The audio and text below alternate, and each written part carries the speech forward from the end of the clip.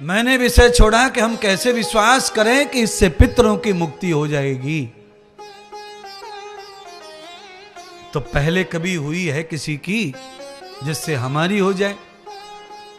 तो उसके लिए दृष्टांत सुनाया सूत जी ने सौनक आदि 88,000 ऋषियों को।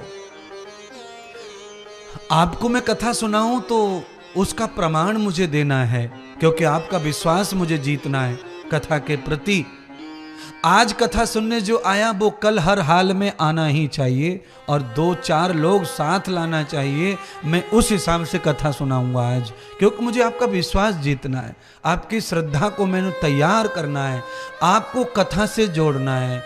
आप कल कहीं जाना कैंसिल कर दें, मुझे इतना मजबूर करना है, आपको इतना स्वार्थी बनाना है कि आप कथा के लिए क्या क्या छोड़ दें पर कथा ना छोड़ दें। क्योंकि यथान स्वार्थेन कृतमूल जातम प्रबद्धते युक्त सर्वम, ये तो भागवत कहती है, ऐसे रामायण भी कहती है।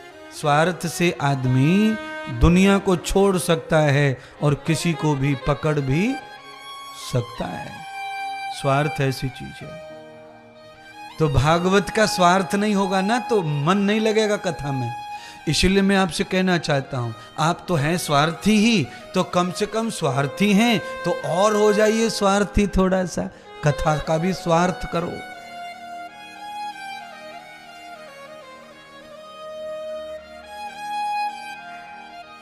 कल से क्या कहना, कल, आज तो आ ही गए, अब कल कोई तुमसे कहे कि आ जाओ, आज आखिरी दिन है फार्म भरवे को, तो तुम उसको बोल दो कि आखिरी को हम फार्म नहीं भर रहे, भरेगो तो भर जाएगो, नहीं भरे मत भरे, हम तो कल भर दिए इंद्रदेव के पास में फार्म, पहले वहीं जाएंगे। कोई आपको कितना भी इमरजेंसी दिखाए पर आप टालो उसको अब, क्योंकि महात्मा जो आपको देने वाला है वो कई जन्मों के साथ रहने के लिए देगा, और 2 कोई और तुम्हें देने वाला है वो आपके इसी जन्म में काम आने वाली चीज देगा, सामान देगा, सिलेक्शन देगा। मैं आपका सिलेक्शन कर रहा हूं कई जन्मों के लिए। सत्कर्म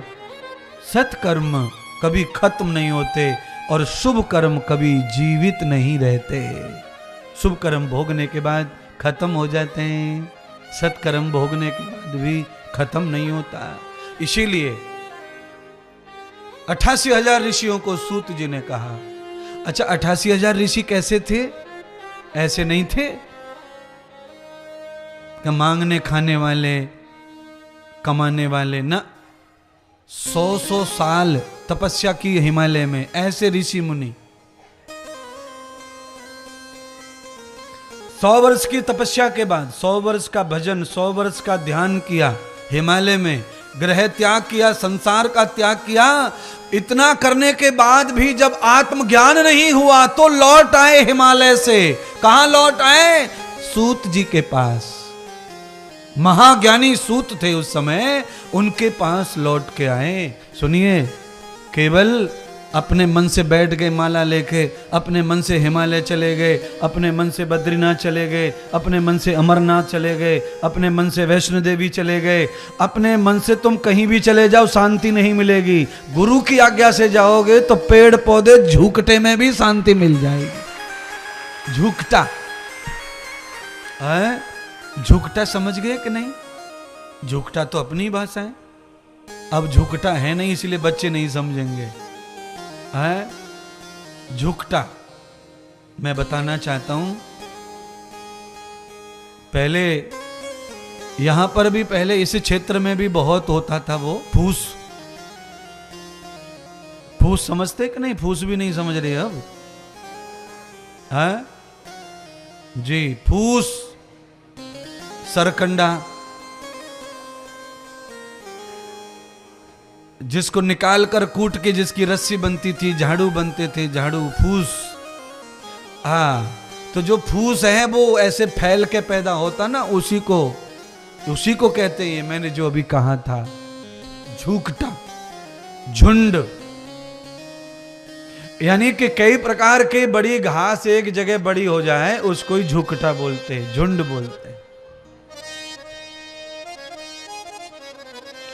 अर्थात मैं ये कहना चाहता हूं कि गुरु के वचन, गुरु का ज्ञान लेकर कोई उस झाड़ी के नीचे भी भजन करने बैठ जाए तो वहां भी आत्मज्ञान हो सकता है, पर बिना गुरु की कृपा के आत्मज्ञान हिमालय में भी होने वाला नहीं है। क्यों नहीं होगा? हिमालय में जाके आत्मज्ञान हो कैसे जाएगा? आत्मज्ञान हिमालय में जाके इसलिए नहीं होगा क्योंकि तुम भी वही हो, मन भी वही है, चित्त भी वही है, बुद्धि भी वही है और सोच भी वही है। जगह बदलने से सोच नहीं बदलती, सोच बदलती है सत्संग से। नाले का काला पानी कब सफेद दिखता है? जब बाढ़ आ जाए, बारिश आ जाए, जोर से अच्छा पानी आ जाए।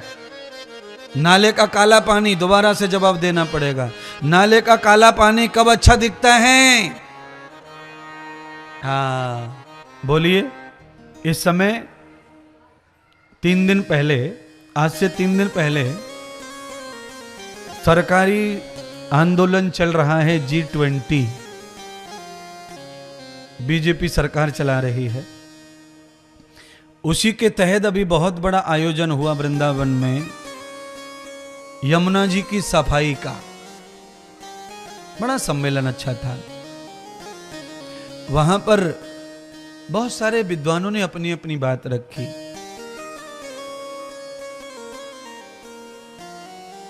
यमुना की सफाई की जरूरत कब पड़ती है? जब बारिश न हो तब पड़ती है। अर्थात यमुना में पानी कम हो जाता है तो यमुना गंदी होती है, दिखती है।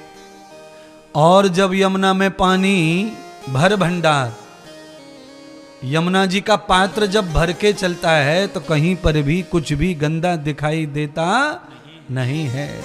यानी कि किसी भी नदी को पवित्र रखने के लिए उसमें ज्यादा पानी होना आवश्यक है। बारिश का पानी होना चाहिए। अमृत, अमृत क्या है? अमृत है बारिश। इसलिए मैंने आज कहा कि मेघा तो बरसे भले, ऊपर से जलवृष्टि जो है वो हमेशा कभी भी हो जाए, नाराज नहीं होना। कुछ काम बिगड़ जाए, फसल बिगड़ जाए, गुस्सा नहीं करना।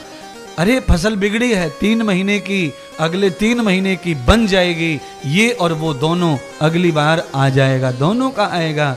कुआं में पानी तो चाहिए, बोर में पानी चाहिए, बोरिंग में पानी चाहिए, बिजली से पानी तो निकले।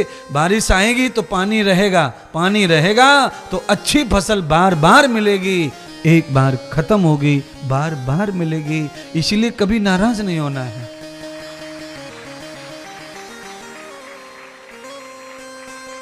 आपको संपन्नता से कथा का आनंद लेना है।